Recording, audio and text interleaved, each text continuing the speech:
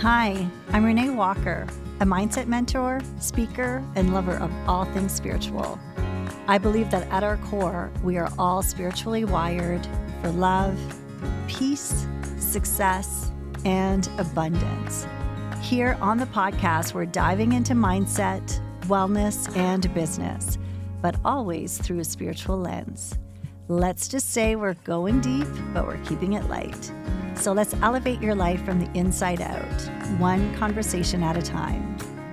Welcome to Spiritually Wired.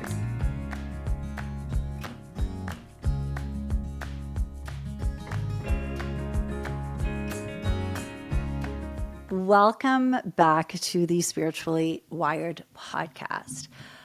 I wanted to talk to you in this episode about a type of stress that I know I experience quite often. And like most of the solo episodes that I do is I come to you in real time. And so lately I was finding myself really stressing about my calendar and my schedule and everything that I had on it. And I could just feel the tension in my body.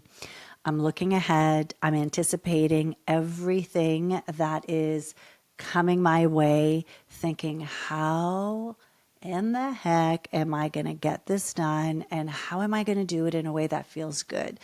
So I was catching myself not only a day ahead or 2 days ahead, but I was just anticipating an entire season, a whole month, and just feeling the angst of that busyness. But it really, none of it was happening now. I was just anticipating how busy it was going to be. And I was allowing that future to dictate how I was going to feel right now in the moment. And so I caught it. I caught myself and I could feel it. And I'm like, okay, this does not feel good. Now, there was a version of me in the past that would just get stuck on that loop and just stuck on the loop of, okay, just like, how is this going to work? And just waking up stressed, thinking ahead, always thinking ahead about all of the million things I had to do and everything that was on the schedule. The version of me today is paying attention. I'm paying attention to how my body is speaking. I could feel it. Like I could just feel myself losing the presence and really being full on what is going on. Now, it actually is a really busy season, and I had my big 50th birthday, which I know I did a couple of episodes on about, but I, because of that, had a lot of social engagements, which is amazing, such a blessing. My family came to visit, and then I had some celebrations here, and then I went on a girls' trip, which was amazing. But then I was coming back, and right away there were some events. I was leading some certifications for myself. I was also attending a full week immersion for my NLP master certification that I'm completing, leading into a trip, leading into another event that I am emceeing, the Heartwired CEO event, which I cannot wait for, leading into also my own practice and the running the membership and the mastermind and the podcast and recording, I have a lot of interviews that are coming up that I'm super looking forward to it. So everything is good. However, I could just feel the fullness of it and feel myself really zooming in. So I was in the stress of anticipating everything that was coming. So the key thing here is I was aware of it. And so the moment that we're aware of it, this is our opportunity to now, the awareness loosens the grip on the story, the stress, the anticipation. I'm aware of it. In order to be aware of it means that I'm actually in the present moment and I'm able to witness it. And now I'm shifting my perspective. I'm able to zoom out and I'm able to see it from a different lens. And so from that different lens, there's a deep breath that happens. And then I remember, okay, I actually have the power I get to choose how I show up in all of this.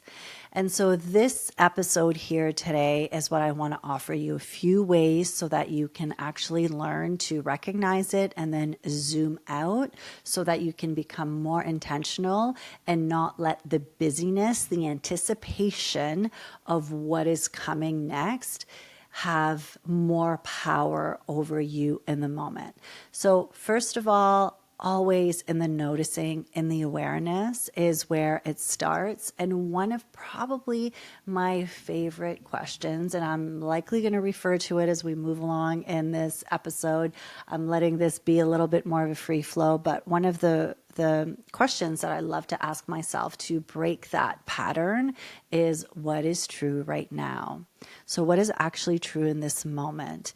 Because a lot of the worry, the stress, the anticipation, it's all in the future. It's all about what's going to be happening. And that means that I am now creating a story about how busy it's going to be. And that story is feeding and adding more energy to that anticipation. Right? So the first question to ask, like, what's actually true in this moment, it can help to break that loop. Now, it's important to know that, and this is something that I know we've talked about on this podcast before, but our brains are designed to keep us safe. So it makes sense that your brain is always scanning for threats, and it wants to keep you safe. It wants to protect you. So in that scanning, it's looking ahead. And so if you have a very busy schedule, it's going to lock in on anything that is a potential threat to your existence. And so I know that sounds pretty like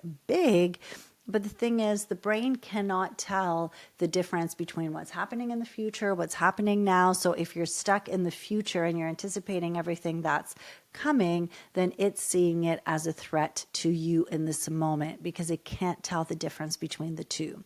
So it's good to know that we're designed that way. It's not that you're more stressed than you should be. It's just the mind doing its thing. However, you have agency over how you show up in this moment. And so you have the opportunity to choose to be intentional with the energy that you are bringing now.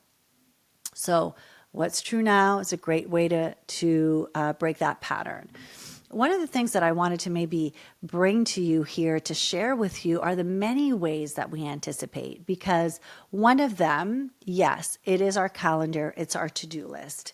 And that is a big one because we are just living in a society where we are busy. Busy is like a badge of honor. We're used to it. Our nervous systems are regulated to being busy. So even though we say we want more calm, at the end of the day, our nervous systems are regulated to being busy. So that is what has become normal. So that's one thing to keep in mind.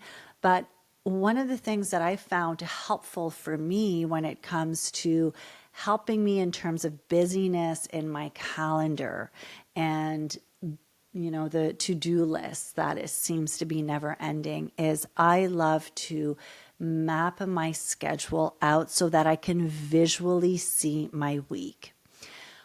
The reason that I do that is that when I visually map it out, it gives me a different perspective. It actually tells me what's true, what is actually happening, as opposed to the story that I've created in my mind. And then what I focus on is the space in it. So as much as it's great, so that I have my rituals on Sunday where I do that. So as much as it's great to be able to see what I have to do. I mean, that's important. That's part of the planning and part of making sure that I'm bringing my energy to what matters. The other piece to it is that it shows me space.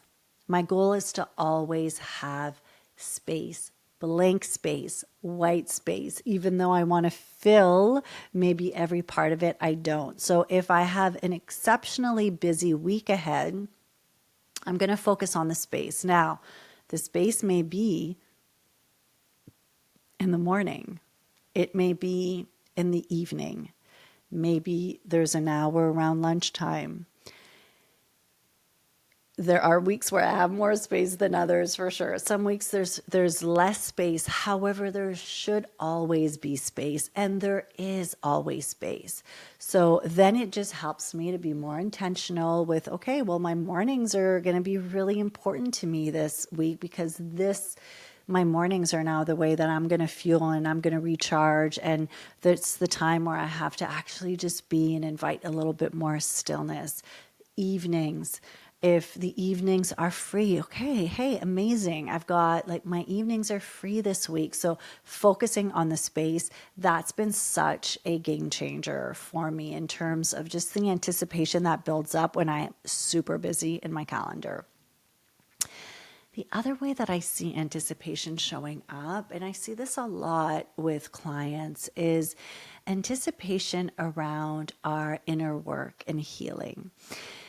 What happens is that if you know that, so let's say you're ready for some deeper work and you're ready to open yourself up in new ways, to invite some healing, there can be an anticipation around how hard it's going to be. Like, this is going to be so hard. And I have to say, like, this is something that I see a lot with clients. So there's almost a resistance attention to showing up because it's, oh my gosh, like, what is this going to be? Is this going to be hard? And then in the anticipation of it, we create, we give that more energy. When most of the time, when you actually allow yourself to be, so long as you're in a safe space, let's put that there. And that's why my number one intention always when I work with clients and in any container is to create a safe space. There is no pushing anyone into anything. It's allowing for the space to be healing, and in that process, knowing, trusting that what shows up is showing up to be released, to invite a different perspective on, to invite some healing towards, but that makes a big difference. So I'm bringing this up just in case that this is something that's showing up for you. Just know that that is also, and again, this is the brain wanting to keep you safe. It's the subconscious mind being, I want to keep you safe. And safe means what I know. And if you're about to do some deeper work and to invite some healing and some letting go and some releasing, I don't know that. That does not feel safe to me. And so this is where we can start to create some restriction, some tension in the body. So awareness towards anticipation of inner work and how difficult you may perceive it to be.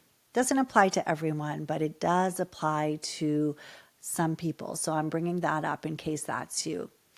We also can feel some anticipation when it comes to conversations in relationships. That's a big one. So we know that maybe there is a conversation that is needed, a deeper conversation that is needed. And in doing so, we are anticipating how this conversation is going to be, how the person is going to react, what they're going to say. And the mind just loves jumping on that story loop and creating so many stories. So one of the 4 agreements in Don Miguel Ruiz's book, The 4 Agreements, one of them is don't make assumptions. And the reason it's there is because it is incredibly powerful. A lot of our anticipation is based on assuming things, assuming someone's reaction, assuming we know how they feel. So when we recognize that, again, what is true now? Allowing that to be your guide. So perhaps noticing, bringing awareness to the ways in which we anticipate how conversations are going to go. We sometimes can bring some stress, anticipation stress around goals that we have, or manifestations that we're bringing. And that one's an interesting one, but it can feel either we feel restless or we're expecting, anticipating things to be hard. So we know that we're being called towards something. We know that there's action required in order to move towards that desire. And then now we're anticipating it being hard. So again, what's true now? And one of the things, another question that I love here is, what if it was easy? What if this happened effortlessly? And so that is a way to once again loosen that resistance around it.